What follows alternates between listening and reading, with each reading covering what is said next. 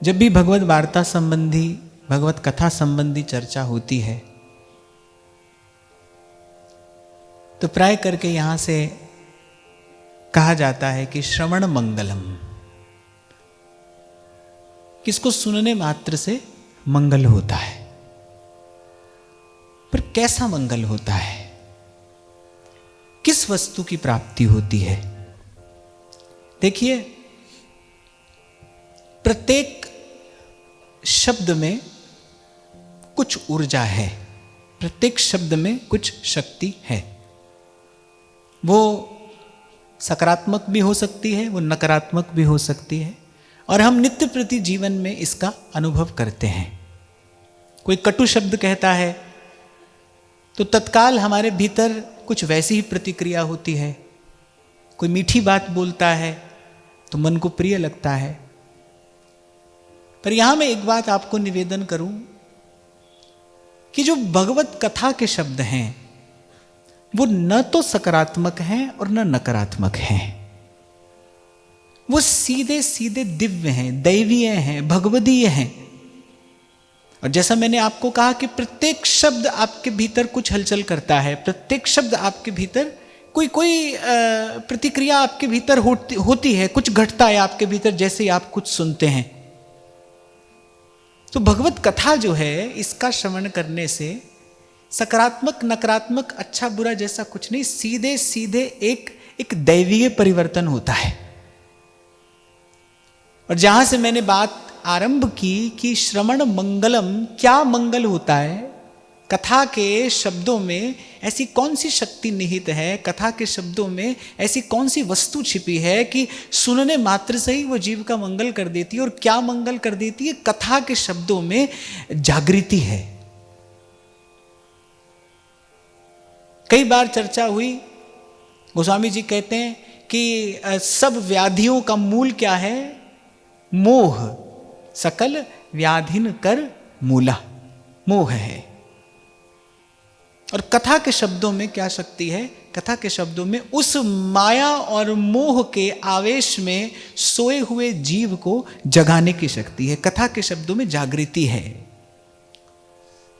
इसीलिए गोस्वामी जी कहते हैं कि महामोह तम पुंज जासु वचन रवि करहि निकर। गुरु का शब्द जगा देता है, सोए जीव को जगा देता है।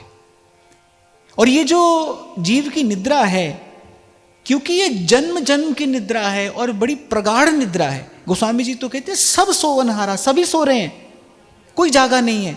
कोई विरला होता है जो जागता है। और जैसा कई बार मैं आपसे कहता हूं ना, एक दीपक, एक जलता हुआ दीपक लाखों करोड़ों दीपकों के लिए एक संभावना है।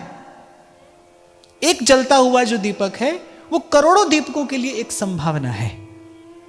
तो बस ऐसी उसकी बलिहारी है, जा घट परगट होए।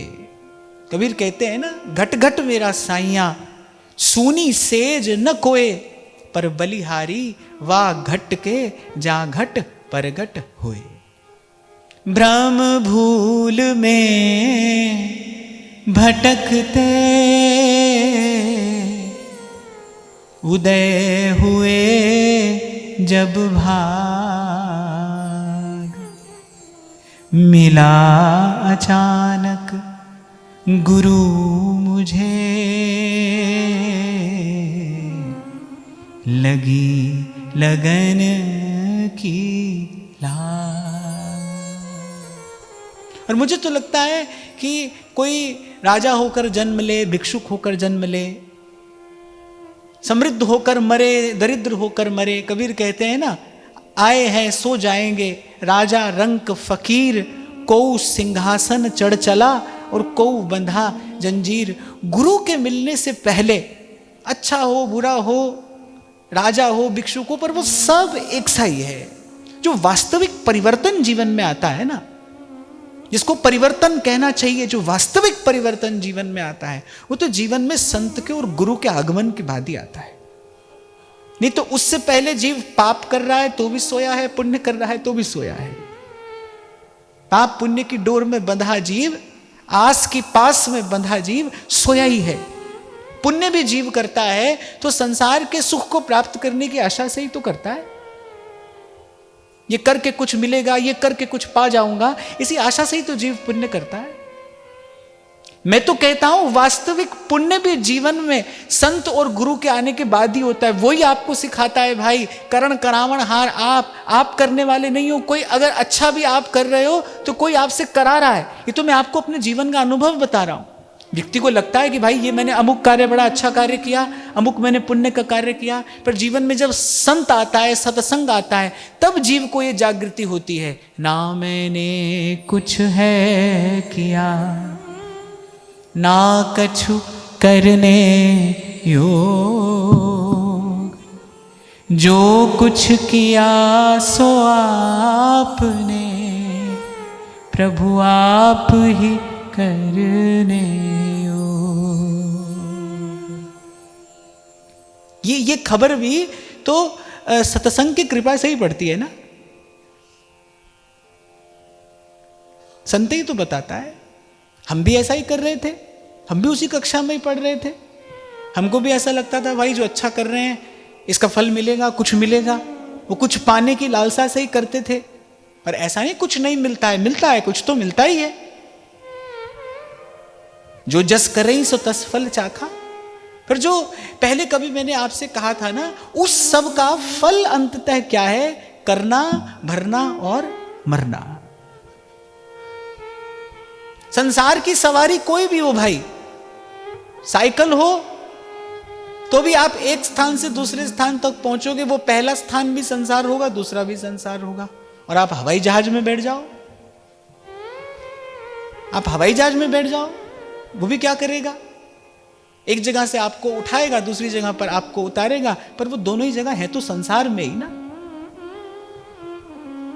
आरंभ भी संसार है, अंत भी संसार है। कृपा है, गुरु की कृपा है, संत की कृपा है, जो आपको इस मंडल से बाहर ले जाती है। जहां कल व्यास जी कह रहे थे, जहां न भव भय रोग। व्यास जी कहते हैं सत्संग की कृपा से अब उस परम पद की आशा जगी है, जहां न भव भय रोग। जैसे भगवत रसिक देव कहते हैं, हमारे वृंदावन उर और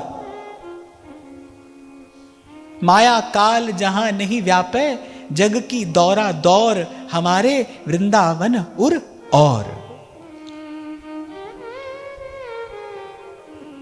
पर सब मंगलों का मूल क्या है?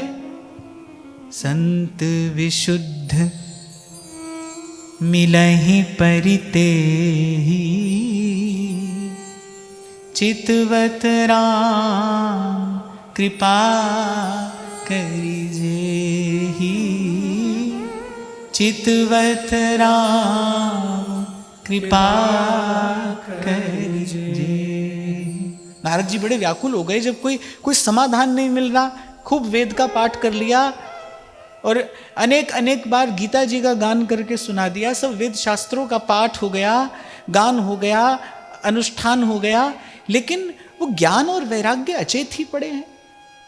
ऐसे आंख खुलती है फिर मुंद जाती है, उठने का प्रयास करते हैं पर फिर गिर जाते हैं। देवर्षि नारद ने कहा, भाई जो करने योग्य था सब तो हमने कर लिया, अब क्या करें? और जब तक ज्ञान और वैराग्य पुष्ट नहीं होंगे तब तक भक्ति प्रसन्न नहीं होगी। जब तक भक्ति प्रसन्न नहीं होगी तब तक उस आनंद की अनुभूति कैसे होगी? तब तक सुख मिलेगा कैसे? इस बात को आप सदा स्मरण रखना। जो 2 दिन पहले हमने यहां चर्चा की ना, कि भक्ति हो पर प्रसन्न भक्ति हो, प्रसन्न भक्ति। और भक्ति प्रसन्न तभी रहेगी जब ज्ञान और वैराग्य, जब उसके पुत्र उसके सामने हष्टपुष्ट रहेंगे, प्रसन्न रहेंगे।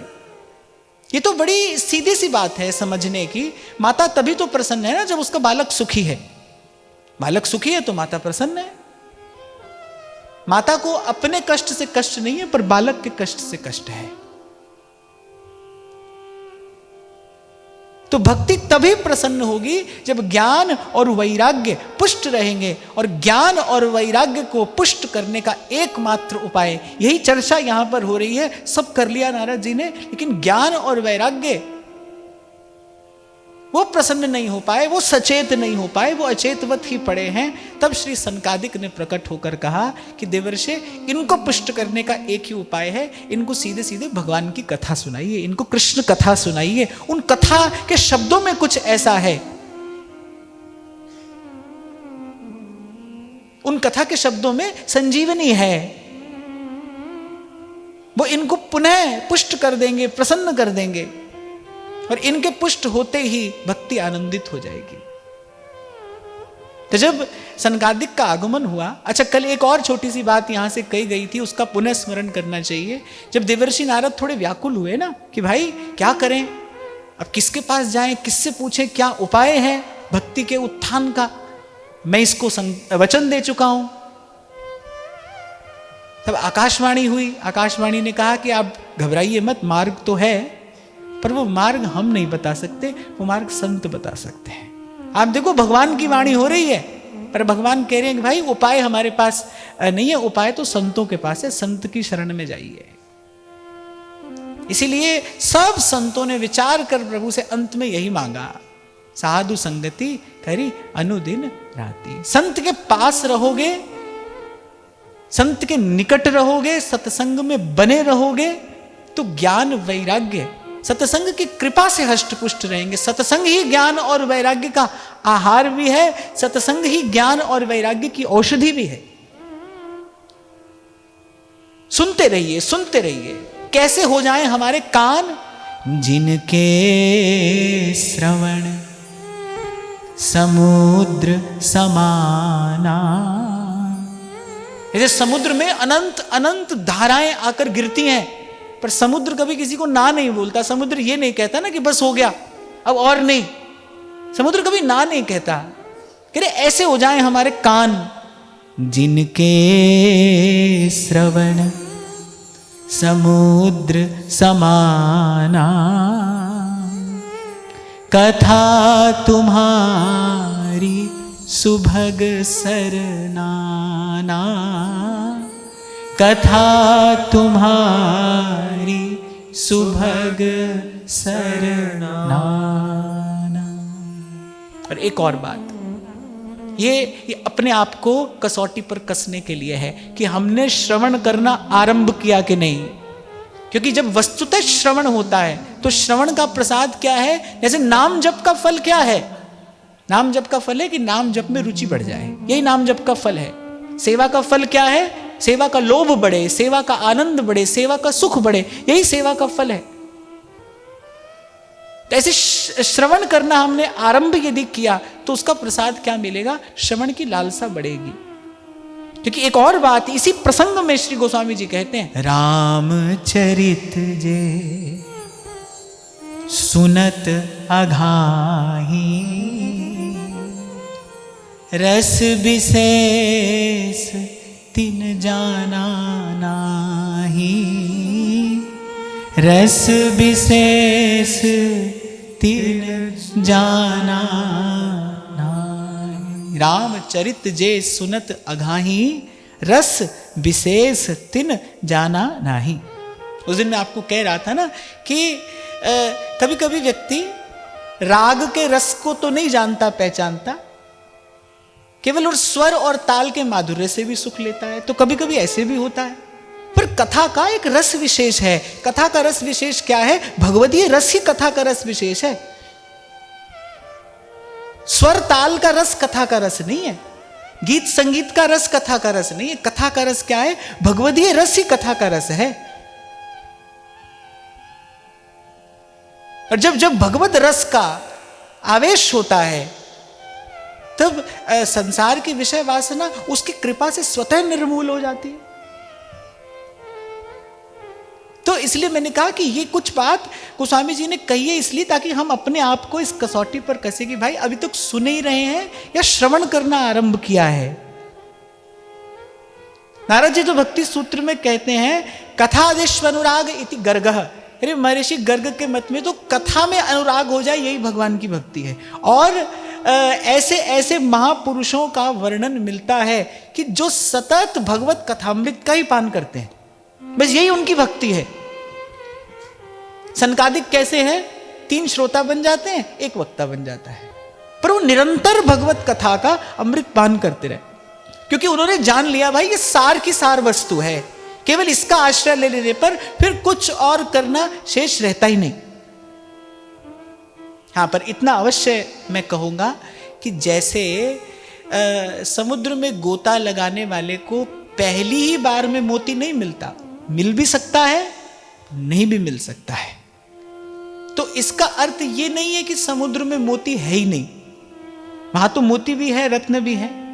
अब देखो गोता लगाने वाला कब उसको प्राप्त करता है।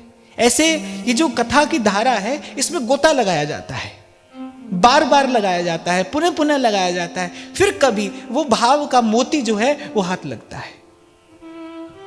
जैसे ध्रुवदास जी कहते हैं ना, रूप सिंधु में पैठ ध्रुव, जो मन सकहीं संभार, रूप रतन तब कर परे, विषया विषदय डार। करे गाते रहिए, बार बार गाइए। बनी वृषभानु नंदिनी आज, भूषण वसन विविध पहिरे तन, भूषण वसन विविध पहिरे तन, प्रिय मोहन हित साज, बनी वृषभानु नंदिनी आज, बनी वृषभानु नंदिनी आज। तो इन पदों में जो रस की धारा बह रही है, उसमें गोता लगाना माने उनका गान करना, बार बार गान करिए, देखो होगा क्या, वो जो श्री महाप्रभु जी कह रहे हैं वो दृष्टि का विषय बनने लगेगा। तभी ध्रुवदास जी ने कहा है, इन्हीं नैनन सब सुख देखे, जीवन जन्म सफल करी लेखे। इसलिए संत कहते कुछ न समझ में आए, किसी भी साधन की उपलब्धि न हो, कुछ भी समझ में न आए, तो फिर तो सब बात एक तरफ करके राधे राधे गोविंद गोविंद राधे राधे राधे गोविंद गोविंद राधे गोविंद राधे गोपाल राधे गोविंद राधे गोपाल राधे, श्री राधे राधे गोविंद गोविंद राधे राधे राधे गोविंद गोविंद राधे, श्री राधे राधे गोविंद गोविंद राधे, श्री राधे राधे गोविंद गोविंद राधे गोविंद राधे गोपाल राधे गोविंद राधे गोपाल राधे गोविंद राधे गोपाल राधे गोविंद राधे गोपाल राधे, श्री राधे राधे गोविंद गोविंद राधे, श्री राधे राधे गोविंद गोविंद राधे, श्री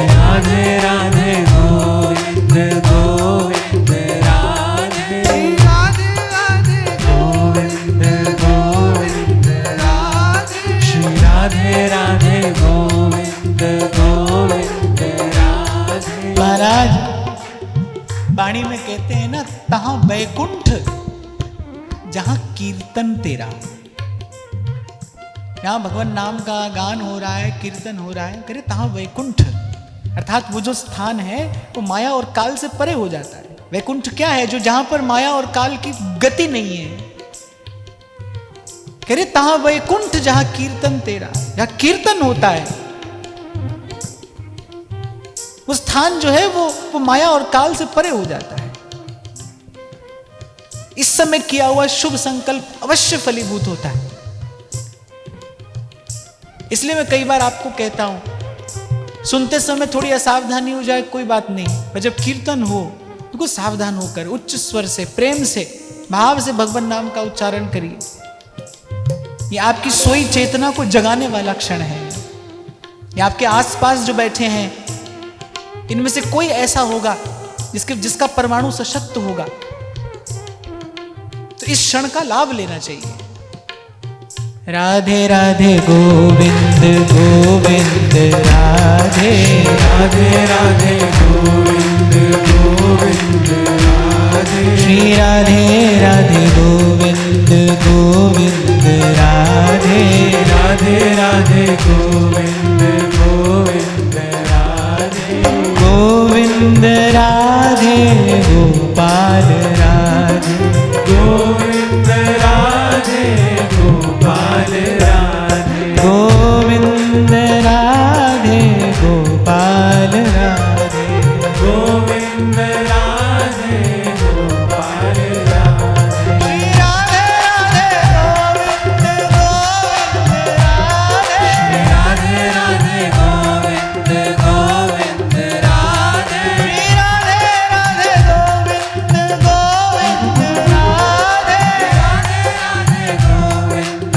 गोविंद राधे, गोविंद राधे गोपाल राधे, गोविंद राधे गोपाल राधे, गोविंद राधे गोपाल राधे, गोविंद राधे गोपाल राधे, श्री राधे राधे गोविंद गोविंद राधे, राधे राधे गोविंद गोविंद राधे, श्री राधे राधे गोविंद गोविंद राधे, राधे राधे गोविंद गोविंद राधे।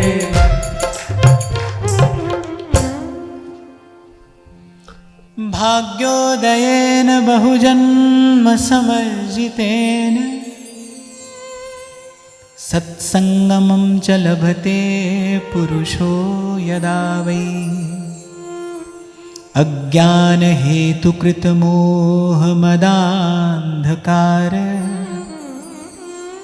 नाशं विधाय हि तदोदयते विवेकः। साधुनाम दर्शनम पुण्यम। संत के दर्शन में एक विशेष प्रकार की एक शीतल अनुभूति होती है।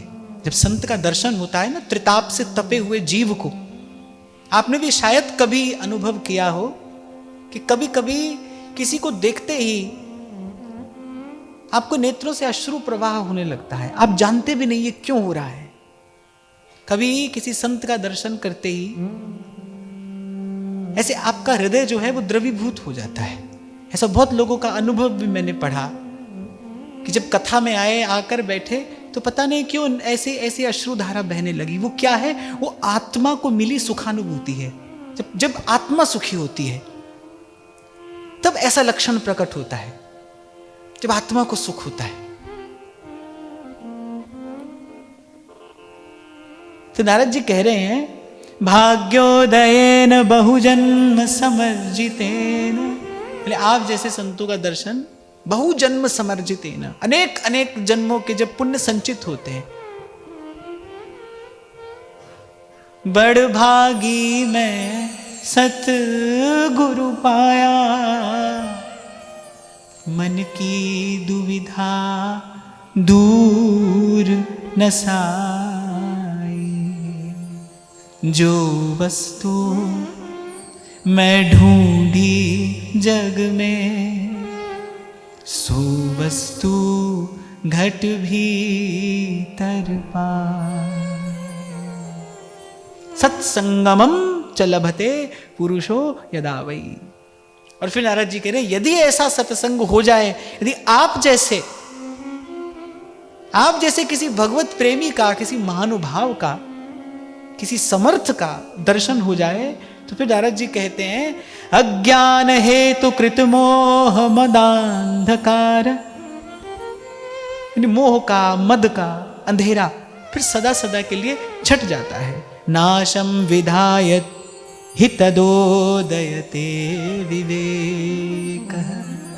इसलिए बहुत सत्संगति की महिमा विचार कर संत कहते हैं, तुलसी संगत साध की कटे कोटि अपराध। तराजू लेकर तोली महिमा, तुलयाम लवे नापिना स्वर्गम ना पुनर्भवम भगवत संगी संगस्य मर्त्यानाम किमुताशिषः। मैं तो इस भाव का बहुत बार विचार करता हूं, देर तक विचार करता हूं। जैसा अभी आपसे मैं कह रहा था ना, खाना पीना, सोना मरना, आना जाना, और ये सब, उसमें भले कुछ भी आपको मिल रहा है, छोटी से छोटी वस्तु या बड़ी से बड़ी वस्तु, पर अंततः सब मिलाकर अंतिम निचोड़ क्या है? संसार है, आवागमन है, आना और जाना है, और दुख पाना है, क्लेश है, यहां क्लेश है। कल मैं आपसे कह रहा था ना, संग फिरत है काल भ्रमत नित शीस पर। परम श्रद्धेय स्वामी श्री रामसुख दास जी महाराज से एक बार किसी ने पूछा, उनकी एक छोटी सी पुस्तक है, उसमें बात लिखी है। उनसे एक बार किसी ने पूछा कि आप अपने जीवन का अनुभव बताइए। हम भी साधक हैं, साधना के मार्ग पर आगे बढ़ना चाहते हैं, आप कुछ अपने जीवन का अनुभव बताइए।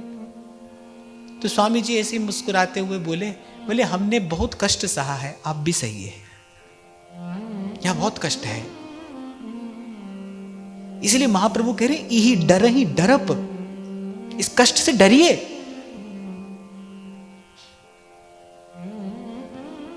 पर ऐसा विवेक शून्य हो गया है जीव, ऐसी मोह की निद्रा है, ऐसा दुरंत मोह है कि यहां से निरंतर कष्ट पा रहा है, निरंतर कष्ट पा रहा है, लेकिन संसार की वासना को नष्ट नहीं कर पा रहा है। कष्ट पा रहा है पर वासना को नष्ट नहीं कर पा रहा है। यहीं पर आकर संत की और सत्संग की महिमा प्रकट होती है कि जो जीव अपने साधन से, अपने प्रयास से नहीं कर पाता, वो सत्संग सहज में करा देता है। तभी गोस्वामी जी कहते हैं, बिनहि प्रयास होहि भव भंगा, बिनहि प्रयास होहि भव भंगा। बड़े भाग पाइए सत्संगा, और बिनहि प्रयास होई भव भंगा। कभी कभी कोई किसी की कही हुई कोई एक बात ऐसी होती है जो सीधे आपके भीतर उतर जाती है। मुझे बहुत अच्छे से स्मरण है, जब बिल्कुल पहली बार कथा की सेवा मुझे प्राप्त हुई, भक्तमाल जी की कथा मैंने कही थी। कथा जिस दिन पूर्ण हुई तो ऐसा मेरा नियम था कि रात को 10 मिनट 15 मिनट कुछ ना कुछ स्वाध्याय करके ही सोना है, किसी भक्त का चरित्र या किसी संत की बात। ऐसा बहुत लंबे समय तक ऐसा नियम रहा कि भाई कुछ विचार ऐसा हो जिसका विचार करते करते ही सोना है। श्री डोंगरे जी महाराज की भागवत में मैंने पढ़ा था कि शैया पर साधक को विशेष सावधान रहना चाहिए। प्रयास वो यही करे कि तो नाम जपते जपते निद्रा में प्रवेश करे, या किसी संत की बात का विचार करते हुए, चिंतन करते हुए निद्रा में जाए, या किसी भक्त के चरित्र का चिंतन करते करते सोए, ताकि जो निद्रा है वो भी भगवत भाव युक्त रहे। नहीं तो क्या होता है, जो कष्ट प्रकट में नहीं आता वो स्वप्न में आता है। स्वप्न में भी तो संसार ही देखते हैं, स्वप्न में भी तो जीव भटकता ही है, संसार के दृश्य देखकर ही तो जीव भटकता है। तो तब से ऐसा कुछ नियम बना और बड़े दीर्घ काल तक ये नियम रहा और इससे बड़ा लाभ मिला। तो ऐसे ही मैं स्वामी जी की कोई पुस्तक पढ़ रहा था, उन्होंने कहा कि ऐसे एकाएक किसी संत का दर्शन करके एकाएक हमारे मन में ऐसा विचार आया और हम गंगा किनारे जाकर बैठ गए कि अब हमको भगवत प्राप्ति के अतिरिक्त और कुछ नहीं करना है। अब हमारा सारा प्रयास होगा केवल प्रभु को पाने के लिए होगा, केवल प्रभु का प्रेम पाने के लिए होगा। तो ऐसी जब मैंने ये पंक्ति पढ़ी ना, किसी ने पूछा कोई जीवन का अनुभव बताइए, तो उन्होंने कहा हमने कष्ट सहा है, आप भी सही है। अनेक संदेश दे दिए उन्होंने एक पंक्ति कहकर। एक तो दुखालयम अशाश्वतम, सब संत कह रहे हैं, नानक दुखिया सब संसार, सब कह रहे हैं। क्यों कह रहे हैं? आपको मुझे डराने धमकाने के लिए नहीं कह रहे, आपको मुझे निराश हताश करने के लिए भी नहीं कह रहे। किस लिए कह रहे हैं? इही डरहि डरप हरिवंश हित, जिन अब भ्रमहि गुण सलील पर, जिहि नामनि मंगल लोक तिहु, सुहरि पद भज न विलंब कर, सुहरि पद भज न विलंब कर। अच्छी अच्छी चीज है, ऐसा भय भी अच्छा है। गोस्वामी जी तो यहां तक लिखते हैं, कहते हैं भय बिन होई न प्रीति। जब तक जीव संसार के भय से भयभीत ना हो तब तक वो कुमार्ग पर जाना छोड़ता नहीं। इसलिए कभी कभी प्रभु कृपा करके भय दिखाते हैं, कभी कभी प्रभु कृपा करके भय दिखाते हैं। और मैं कहता हूं कि संसार के भय से भयभीत रहिए। ट्राई करके बोलने वाला बोल देता है, बोले हम भगवान के अतिरिक्त नहीं डरते किसी से। भाई भगवान से मत डरिए, भगवान से प्यार करिए। प्रभु से डरने की आवश्यकता नहीं है। उनके जैसा दयालु कृपालु और कौन है? भगवान से किस बात का भय? वो तो अपने हैं, सदा सदा से अपने हैं। वो तो परम हितैषी हैं, परम आत्मीय हैं, परम दयालु हैं, परम कृपालु हैं, प्रीत की रीत निभाने वाले हैं और अंत तक निभाते हैं। उनके जैसा और कौन है? उनसे मत डरिए, भगवान की माया से डरिए। संसार से डरना चाहिए, संसार से डर के ही रहना चाहिए। हमारे बाबा तो कहते थे, बोले ऐसे रहते हैं जैसे दांतों के बीच में जीभ रहती है। साधक को तो ऐसे रहना चाहिए संसार में जैसे दांतों के बीच में जीभ रहती है। एक और बात छोटी सी है पर काम की है। आप देखना, जैसे जैसे आप भजन के मार्ग पर आगे बढ़ोगे, जैसे जैसे आपकी भावनात्मक उन्नति होगी, भजन का बल भी बढ़ेगा, आत्म बल भी बढ़ेगा। लेकिन ध्यान रखना, उसके साथ साथ आपकी सावधानी भी बढ़ती चली जानी चाहिए। वस्त्र जितना उज्जवल होता चला जाता है, उस पर दाग लगने का भय उतना ही बढ़ता चला जाता है। उसको उतना ही संभाल कर रखना पड़ता है। कुल मिलाकर यही बात समझ में आई भाई। चैन की नींद तो जैसे व्यक्ति अपने घर ही जाकर सोता है ना, कितना भी बढ़िया होटल ले ले, महंगे से महंगा ले ले। पर क्यों कहते हैं सब लोग ईस्ट और west, home is the best? किस लिए कहते हैं? इसीलिए क्योंकि चैन की नींद अपने घर में आती है। और मैं तो कहता हूं अपने घर में भी अपने बिस्तर पर आती है। अपने घर में भी आप दूसरे कमरे में सो तो हो सकता है वैसी नींद ना आए, अपने घर में अपने उसी कोने में आपको चैन मिलता है। तो भाई यहां सुख की आशा छोड़ दो, चैन तो वहीं जाकर मिलेगा जहां नहीं प्रेम वियोग। चैन तो वहीं प्रभु के चरणों में पहुंचकर मिलेगा। और यहां बने रहना चाहते हो सुख में, आप चाहते हो सुख बना रहे, सुख चाहत हरिवंश हित, फिर कृष्ण कल्पतरु सेव। फिर एक ही उपाय है, नाम का जप करिए, प्रभु का दर्शन करिए, लीला कथा का श्रवण करिए, जब कभी श्री जी कृपा करे धाम का सेवन करिए। ऐसे नाम रूप लीला और धाम में से किसी एक को पकड़े रहिए अगर यहां सुख चाहते हैं तो। ये तो यहां है नहीं भाई। और मैं फिर कह रहा हूं, चैन तो वहीं जाकर मिलता है, अपने घर, जो अपनी ठौर है, जो अपना ठिकाना है। जैसे उड़ी जहाज को पंछी उन्हीं जहाज पे आवे। जीव जहां से आया है जब तक वहीं नहीं पहुंचेगा तब तक उसको चैन नहीं है। और आया कहां से है? प्रभु से ही आया है। और प्रभु तक ही लौटना है, प्रभु तक ही पहुंचकर जाना है। तो श्री नारद जी ने सत्संगति का फल बताया। बोले जन्म जन्म के अनादिकाल के उस दुरंत मोह को नष्ट करके बोले सोए जीव को जगा देता है संत का दर्शन और संत का संग।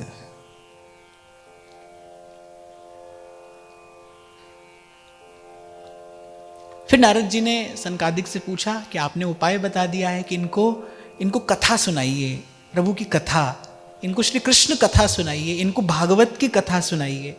और मैं आपको स्पष्ट करता चलूं कि जैसे ही मैं भागवत कहूं आप समझ जाएं भक्ति ज्ञान और वैराग्य की त्रिवेणी।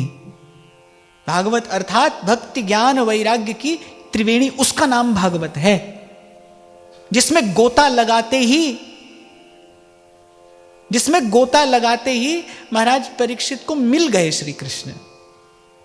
माने जो आपको कल का कोई लोभ नहीं देती, कल का कोई आश्वासन नहीं देती, वो जो हाथ की हाथ और साथ की साथ आपके हृदय में कृष्ण अनुराग का दीपक जला देती है। इसीलिए कहा यस्याम वही श्रूयमाणायाम कृष्णे परम पुरुषे भक्तिरुत्पद्यते। सुनते सुनते सुनते सुनते आप देखोगे कि कुछ घट गया भीतर। आप जो थे अब आप वो नहीं हो। वो जो कथा सुनने से पहले आप जो थे, कथा सुनने के बाद आप वो नहीं हो।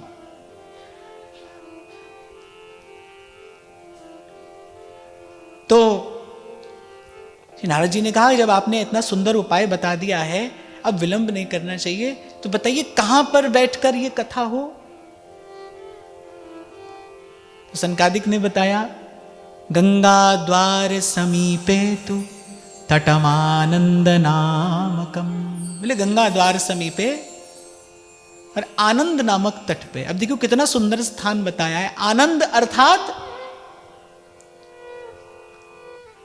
बहुत पहले हमने यहीं से चर्चा की थी, सुख का विपरीतार्थक शब्द क्या है? दुख। हर्ष का विपरीतार्थक शब्द क्या है? शोक। पर आनंद का कोई विपरीतार्थक शब्द नहीं है। सुख के पीछे दुख है, हर्ष के साथ शोक है, पर आनंद के आगे पीछे केवल आनंद ही है। तो सनकादिक ने कहा आनंद नामक तट पर आप इस भागवती कथा का, इस कृष्ण कथा का ये अमृत बाहिए आनंद नामक तट पर। मुझे कहीं ऐसा लगता है कि इसमें भी एक रहस्य छिपा है। आनंद नामक तट ही क्यों कहा श्री सनकादिक ने? मैं कहता हूं कि जितनी देर सत्संग में आई है ना, कम से कम उतनी देर के लिए, और ये अभ्यास से सध जाएगा। अभ्यास से ऐसा संभव है। वैसे तो अभ्यास से कुछ भी संभव है। भगवान तो कह रहे अभ्यास से ये कभी नियंत्रण में न आने वाला मन भी नियंत्रित हो जाता है। तो अभ्यास से तो कुछ भी संभव है।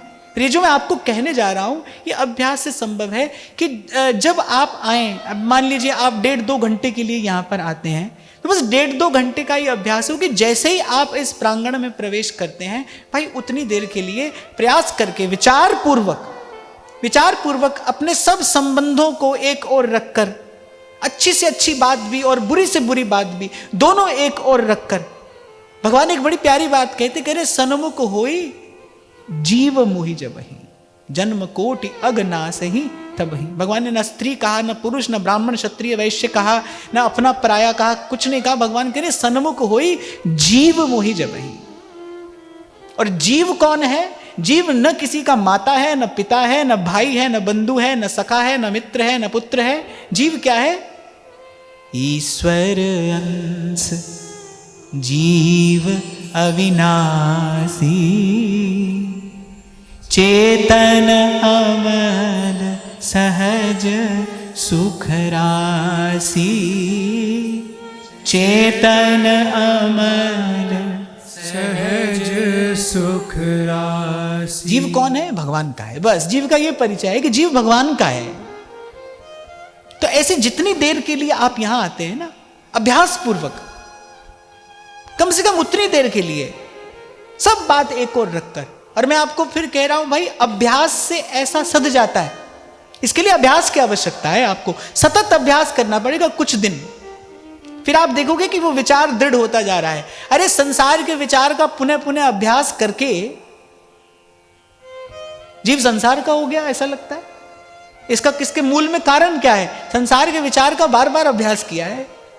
मेरी माता, मेरा पिता, मेरा पुत्र, मेरा भाई, मेरा बंधु, मेरा घर, मेरा सामान, मेरा सम्मान, बार बार इसका अनेक बार विचार किया। आपने सुना होगा, बोलचाल की भाषा में आप कह भी देते हो कि एक झूठ 100 बार बोलो तो सच लगने लगता है। पुनरुक्ति जो होती है ना, उसमें शक्ति है। फेरते माला गोल गोल घुमाते शक्ति उत्पन्न होती है ना। आप देखो जहां पर बांध में बिजली बनाई जाती है, उसके नीचे से गोल गोल टरबाइन ही तो लगी रहती है। घूमती है, ये जो घूमना है ना, इससे ऊर्जा उत्पन्न होती है। आपने पवन चक्की देखी हो कभी, बड़े बड़े पंखा लगे रहते हैं, वो घूमते हैं, क्या होती है? ऊर्जा उत्पन्न होती है। आपके शब्दों में कहूं तो रिपीटिशन जो वो जो है ना, उसमें उससे एक ऊर्जा उत्पन्न होती है। तो संसार के विचार का बार बार अभ्यास किया है तो देखो वो पक्का हो गया। पूछो कौन है तो आप सबसे पहले अपना नाम बताते हो, नाम बताओगे, गांव बताओगे, संबंध बताओगे, जाति बताओगे, कुल बताओगे। ये सब जो अपने अपने माथे मढ़ा है, ये किस लिए मढ़ा है? केवल संसार का अभ्यास हो गया है, गलत अभ्यास हो गया। इसलिए तो भगवान आदि शंकराचार्य के गुरुदेव ने किस दिन कहा, भाई अब तुम्हारी शिक्षा दीक्षा पूरी, तुम्हारे को ज्ञान हो गया, अब कुछ और जानना बाकी नहीं। उन्होंने जब पूछा, उन्होंने द्वार खटखटाया, पूछा कौन है? हम भगवान शंकराचार्य ने सोचा क्या उत्तर दूं, मैं शंकर, ये तो शरीर का परिचय हुआ, क्या उत्तर दूं? तो वही द्वार पर खड़े होके गाया, मनोबुद्धिरहंकार चित्तानि नाहं न च श्रोत्र जिह्वे। और ये सब कह के फिर अंत में क्या कहते हैं? चिदानंद रूपः शिवोहम शिवोहम। अच्छा, शिव का अर्थ क्या है? जहां प्रपंच की आत्यंतिक की निवृत्ति हो गई है, जहां जीव कल्याण स्वरूप हो गया है, मंगल स्वरूप हो गया है, उसे कहते हैं शिव रूप हो जाना। जहां जीव शिव स्वरूप अर्थात उसके सब अमंगल नष्ट हो गए, उसके प्रपंच की आत्यंतिक की निवृत्ति हो गई है। अब पुनः माया में पड़ने का भय नहीं है, अब पुनः संसार चक्र में गिरने का भय नहीं है। जहां पहुंचकर तो बाहर से ही उन्होंने ये कहा, चिदानंद रूपः शिवोहम शिवोहम। और गुरुदेव ने अंदर से कहा, भाई अब जाओ, तुम्हारा काम हो गया, जो तुमको प्राप्त होना था हो गया। माने तुम अपने सहज स्वरूप में स्थित हो गए। डॉक्टर के पास एक व्यक्ति क्यों जाता है? रोग है, औषधि लेने के लिए गया, रोग दूर हो जाए, फिर डॉक्टर के पास क्यों जाना है? बोले तुम्हारा रोग दूर हो गया, स्वस्थ हो गए, अपने स्वरूप में स्थित हो गए, अब जाओ। चिदानंद रूपः शिवोहम शिवोहम। तो अभी अपन से कोई पूछे कौन, हमारे पास बहुत सारे परिचय हैं देने के लिए, पर रस की प्राप्ति कहां है, किस धरातल पर जाकर है? अनेक बार मैंने आपको यहां से निवेदन किया, श्री कृष्ण ने पूछा कौन, और गोपी ने कहा आपकी हैं, बस। तब ठाकुर जी ने कहा अब ये रस की पात्र हो गई हैं, अब ये अधिकारिणी हो गई हैं, अब सब झमेला छूट गया है, अभी अपने स्वरूप में स्थित हो गई हैं। क्योंकि जो श्री कृष्ण पिलाने वाले हैं ना, वो बड़ा बड़ा गाढ़ा रस है, गरिष्ठ वस्तु है, वो प्रेम गरिष्ठ वस्तु है। जिसकी पाचन शक्ति अच्छी ना हो उसके लिए प्रेम नहीं है। बार बार कहा जाता है ना, भाई भजन को पचाइए, प्रेम को पचाइए, प्रेम को पचाना ही भजन को बचाना है। अब जिसकी पाचन शक्ति ठीक ना हो उसको आप शुद्ध देसी घी से बना कोई पकवान खिलाइए, वो क्या करेगा? वमन कर देगा, क्योंकि वो पचा नहीं सकता। मैं ये कह रहा हूं कि रस की प्राप्ति किस धरातल पर जाकर है, जहां देहाध्यास समाप्त हो गया है। कल मैंने आपको एक छोटा सा उदाहरण दिया था, जब श्री मीराबाई साहब गाती हैं, संतन संग बैठ बैठ लोक लाज खोई। क्या अर्थ है? बड़ा दिव्य अर्थ है इस पंक्ति का। इसका अर्थ ये नहीं है कि वो ये सूचना दे रही है कि अब मैं निर्लज्ज हो गई हूं, ये अर्थ नहीं है इसका। कहीं लोक लाज खोई, अब मेरा देहाध्यास छूट गया है। अब न मैं स्त्री हूं, न मैं रानी हूं, न मैं राजघराने की बहू हूं। अब तो मैं कृष्ण की हूं, बस यही परिचय है मेरा, मैं कृष्ण की हूं। मैं तो थारी चरणन दासी, मैं तो थारी चरणन दासी, मारा घर